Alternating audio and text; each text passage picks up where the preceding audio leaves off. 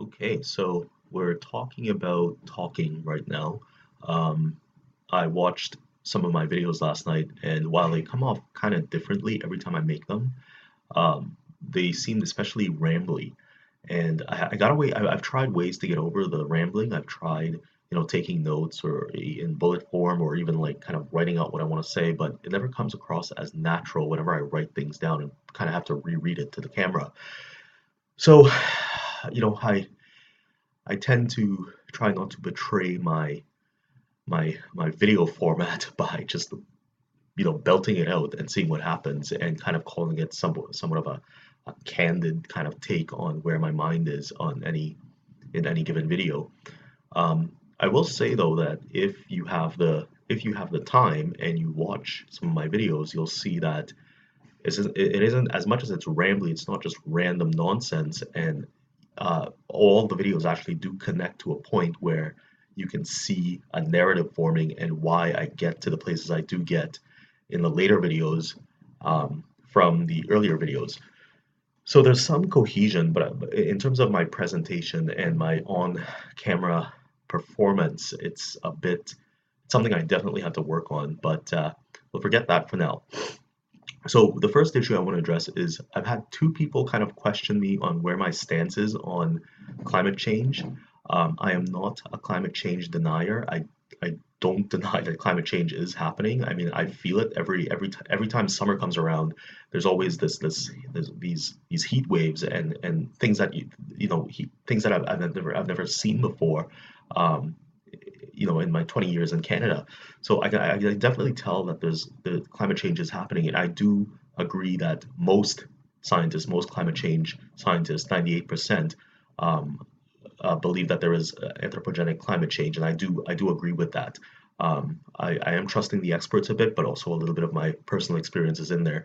The point I try to make by basically saying, well, there's 2 points I make, and it's a lot of it comes from humanprogress.org, in which they really advocate for a technocratic solution to climate problems that has been ongoing and they believe will continue well into the future. And I tend to believe that as well.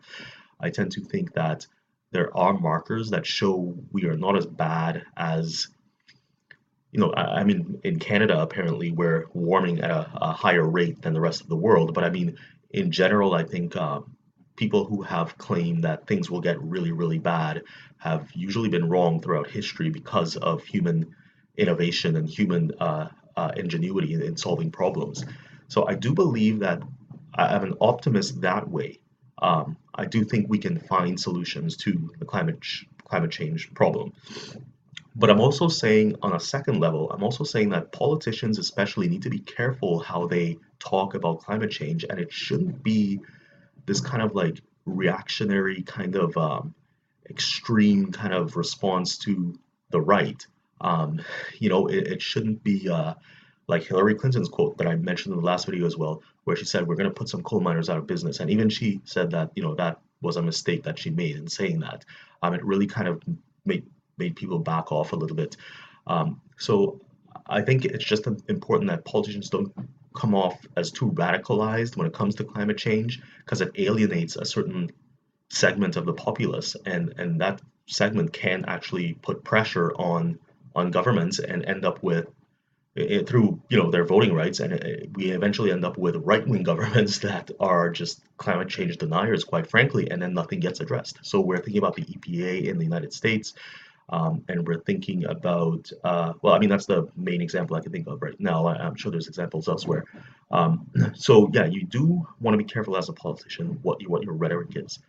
So that's all I'm saying on that level. When it comes to climate change, I do believe that we need to be doing things to mitigate climate change and temperature rises and things like that. And I want to reiterate, I think I'm a believer in technocracy, and I think that would help the human race.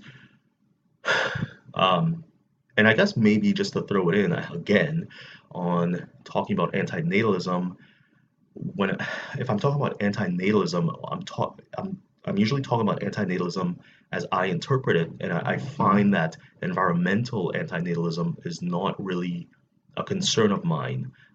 When I talk about antinatalism, what I'm referring to is the inherent propensity people have for suffering in their lives, not because we're going to destroy the climate and all this stuff. I think maybe that's a third point where people get confused in where I'm placing emphasis on climate change and what we should be doing about climate change. I'm just talking about antinatalism as it is without the environmental factors, which I feel can be, like I said, mitigated through technocracy or some sort of technocratic solution. So that's all I want to say on that for now. I am not a climate change denier. So I'm hoping the flow of this video is kind of flowing. I feel like it's flowing, but I don't know for sure. I guess we'll see after.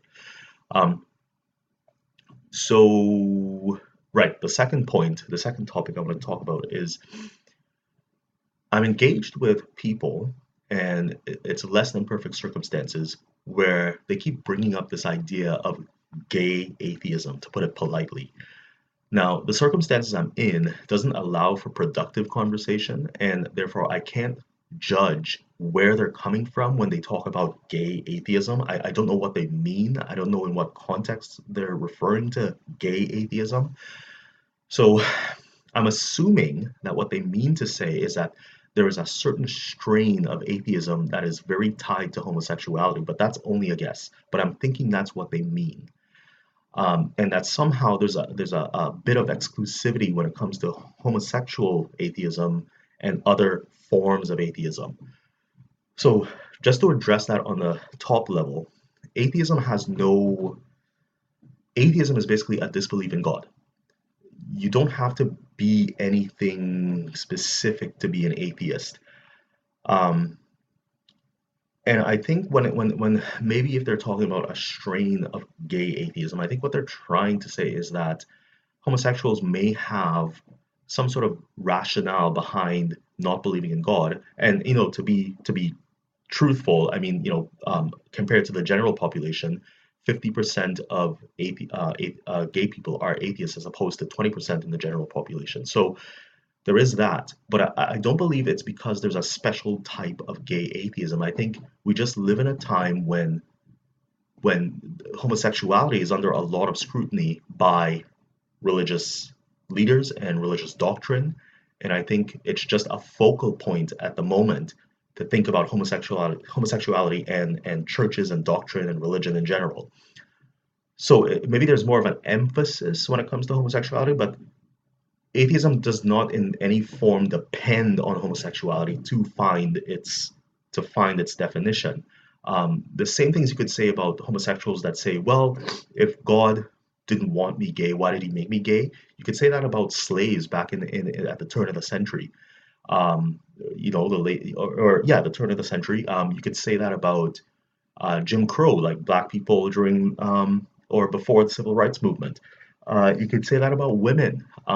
You could say that about any group that the Bible or any other religious text has and dogma and institutions have oppressed. You could say the same thing, and it's very transferable.